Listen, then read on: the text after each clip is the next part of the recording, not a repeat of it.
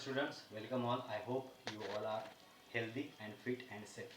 In today's video, we will learn about the sexual reproduction, standard 10, chapter number 3rd. We have already learned about the asexual reproduction in the unicellular organisms and multicellular organisms. Now we will learn about the sexual reproduction in the organisms. So what is meant by reproduction? First of all, I would like to tell you that reproduction is the basic and important characteristic property of a living organism.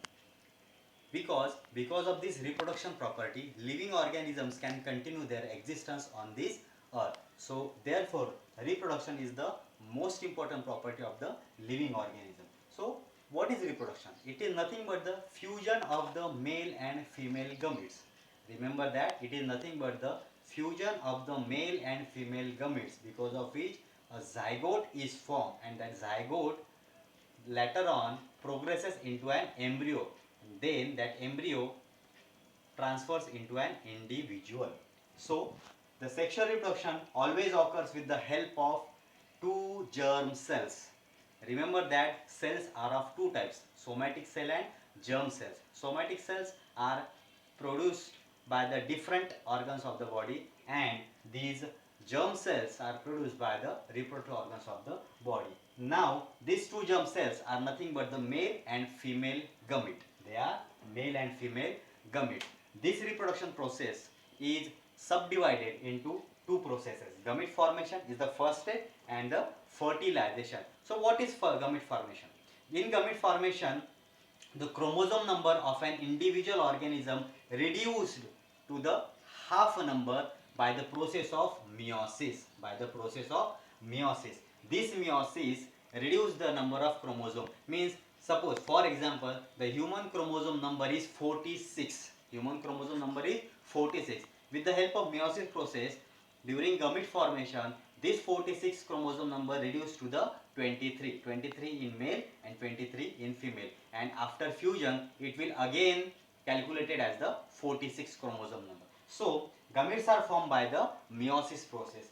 This chromosome number reduced half and haploid gametes are formed. Here most important thing is to remember that during the meiosis process the gametes are formed are the haploid, means n number. They are the haploid numbers, means haploid gametes are formed. Haploid male gametes and haploid female gametes. This is the first process of the reproduction, that is gamete formation. The another process, most important process of the reproduction, is the fertilization, that is fusion of the male and female gametes. What happens here? Here n number, that is haploid male gamete, and n number, that is haploid female gamete, fuses to each other, that is two haploid gametes fuses to each other to form a diploid zygote, that is two number. A diploid zygote, that is two number of gametes. It means a diploid zygote. Then with the help of mitosis, means cellular division process, after mitosis this diploid zygote transfers into an embryo, where different nucleus and cellular dividation is occurred, and after this embryo is formed, this embryo continues its growth to form a single individual. Means what happens? See, two haploid gametes fuses with each other to form a particular diploid zygote. This diploid zygote undergoes mitosis process to form an embryo, and then with the continuous cell dividation this embryo transfer into an individual. So this is the whole about the sexual reproduction and its sub processes, that is gamete formation and fertilization. Now remember my friends, this reproduction is not carried out because of the, or unless and until the male and female parent contribute their gametes. Means without gametes no reproduction process can occur. It means male gamete and female gametes are most important, and that's why when the male and female gametes contribute in the reproduction, male and female gametes fuses with each other, they mix with each other, and a zygote is formed. After that zygote formation, that zygote converts into an embryo, and that embryo converts into a single individual.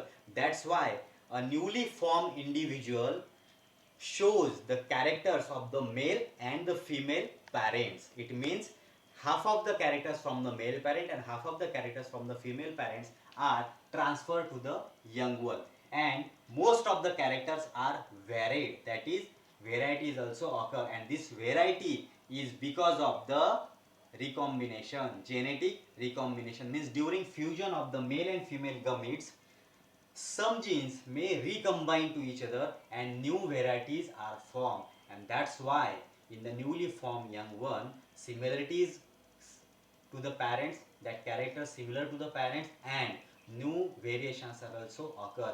And remember that variation is the base of evolution. Likewise, reproduction is the most important property of the living organism. Variation is also important, and because of that variation only, due to the reproduction, the evolution gets carry on. So thank you. I hope it will more beneficial for you. Stay fit, stay healthy.